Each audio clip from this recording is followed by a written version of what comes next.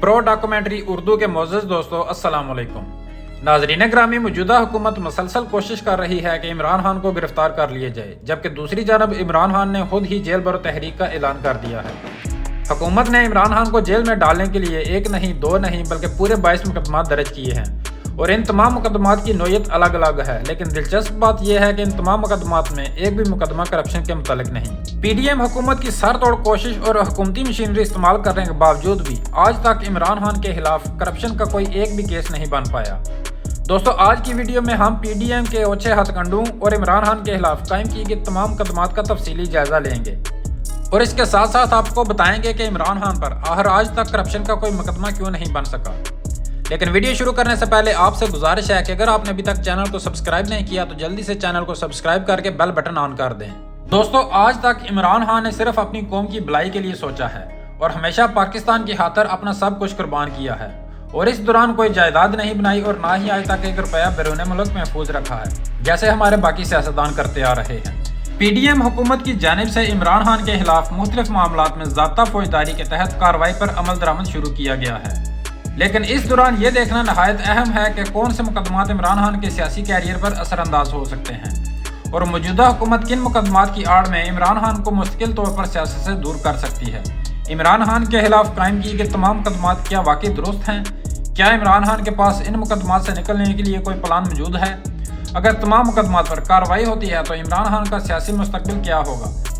توشہ خانہ کیس میں election commission کے فیصلے پر عمران خان کے خلاف عدالتی کارروائی ہونے کے علاوہ وفاقی دارالحکومت اسلام آباد کے مختلف تھانوں میں ان کے خلاف مقدمات درج ہیں، جن میں اسلام آباد پولیس کافی متحرک نظر آ رہی ہے۔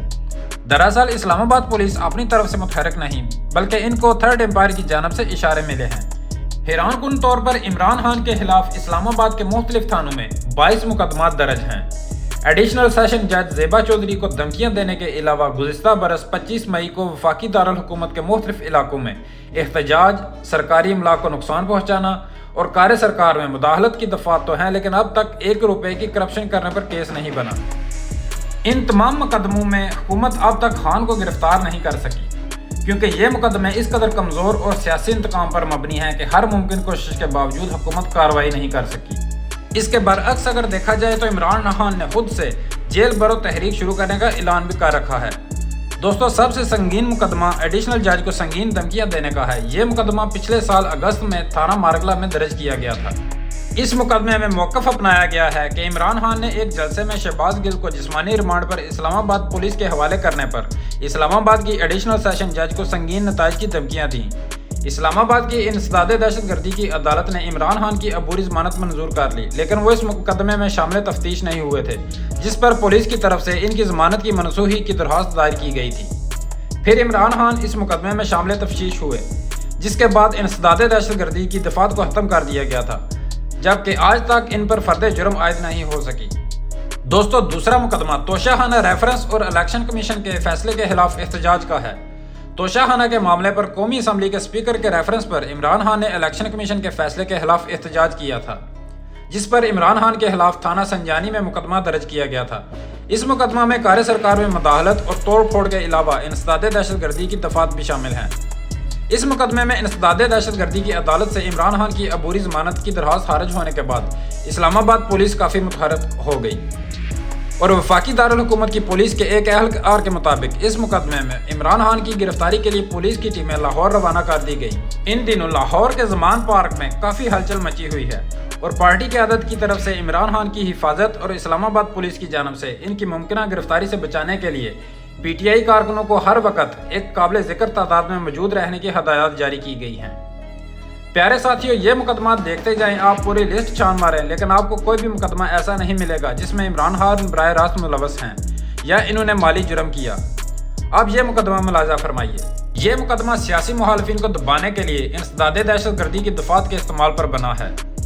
تھانہ سنجانی میں عمران خان کے خلاف درج ہونے والے انسداد دہشت گردی کے مقدمے کے علاوہ دیگر تمام مقدمات میں ان کی ضمانت منظور ہو چکی ہیں، اور وہ مختلف مقدمات میں ضمانت کے لیے عدالت میں پیش ہوتے رہے، لیکن آج تک ان پر کسی بھی مقدمے فرد جرم عائد نہیں ہوئی۔ توشہ خانہ سے گڑیاں اور دوسرا سامان لے کر جانے اور انہیں اپنے اثاثوں میں ظاہر نہ کرنے پر الیکشن کمیشن نے عمران خان کو نااہل قرار دیا ہے، تاہم ان کی یہ نااہلی صرف اسی حکومت تک محدود ہے اور خاص کر یہ ایک ایسا مقدمہ ہے کہ اگر اس پر کارروائی ہوتی ہے تو یہ تاریخ پاکستان کی کایا پلٹ سکتا ہے، کیونکہ اس میں موجود سارے چور سامنے آ جائیں گے جنہوں نے آزادی سے لے کر اب تک توشہ خانہ کو نوچ نوچ کر کھایا ہے لیکن حساب نہیں دیا۔ اب جب حکومت سے توشہ خانہ کی تفصیلات مانگی جا رہی ہیں تو حکومت نے اس حوالے سے خاموشی اختیار کر رکھی ہے۔ دوستو، اس کے علاوہ ٹیرین وائٹ کو اپنے کاغذات نامزدگی میں ظاہر نہ کرنے کا کیس ہے۔ عمران خان کے خلاف یہ معاملہ اگرچہ فوجداری دفعات کے تحت نہیں ہے لیکن یہ ان کی اہلیت سے متعلق ہے۔ اس مقدمے کے درخواست گزار ساجد محمود کے بقول عمران خان نے اپنی مبینہ بیٹی ٹیرین وائٹ کو اپنے کاغذات نامزدگی میں ظاہر نہیں کیا۔ اس مقدمے میں تاحال یہ فیصلہ بھی نہیں ہوا کہ آیا یہ کیس سماعت کے قابل بھی ہے یا نہیں، لیکن بتایا جا رہا ہے کہ عمران خان کے سیاسی کیریئر کے لیے سب سے زیادہ خطرناک یہی معاملہ ہے جس میں وہ تاحیات نااہل بھی ہو سکتے ہیں۔ عمران خان کے خلاف زیادہ تر مقدمات شہر میں دفعہ 144 کی خلاف ورزی، سرکاری اور نجی املاک کو نقصان پہنچانے اور کار سرکار میں مداخلت کے درج ہیں۔ یہ قابل ضمانت جرائم کی فہرست میں آتے ہیں۔ قانونی ماہرین کے مطابق کار سرکار میں مداخلت کا جرم ثابت ہونے کی صورت میں ملزم کو 2 سال قید اور جرمانہ یا دونوں سزائیں ہو سکتی ہیں۔ عمران خان کے خلاف اسلام آباد میں درج مقدمات کے علاوہ الیکشن کمیشن کی طرف سے پی ٹی آئی کے خلاف ممنوعہ فنڈنگ کے بارے میں بھی جو فیصلہ دیا گیا اس پر ایف آئی اے نے تحقیقات کا آغاز کر دیا ہے اور اس وقت یہ معاملہ ایف آئی اے کی اسپیشل کورٹ میں ہے، لیکن تقریباً 4 سال حکومت کرنے اور 2 دہائیوں سے زائد عرصہ سیاست میں گزارنے کے باوجود عمران خان پر آج تک کوئی کرپشن کا کیس نہیں بنا۔ میرے ساتھیوں، یہی بات عمران خان کو دیگر سیاستدانوں سے الگ کرتی ہے۔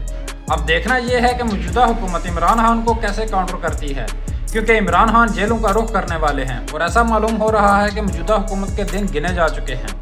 آئیے سب مل کر دعا کرتے ہیں کہ جو بھی ہو وطن عزیز پاکستان کے حق میں بہتر ہو۔ آمین ثم آمین۔ دوستو، یہ تھی ہماری آج کی ویڈیو اچھی لگے تو لائک اور شیئر ضرور کیجیے گا۔ ملتے ہیں اگلی ویڈیو میں، تب تک اللہ حافظ۔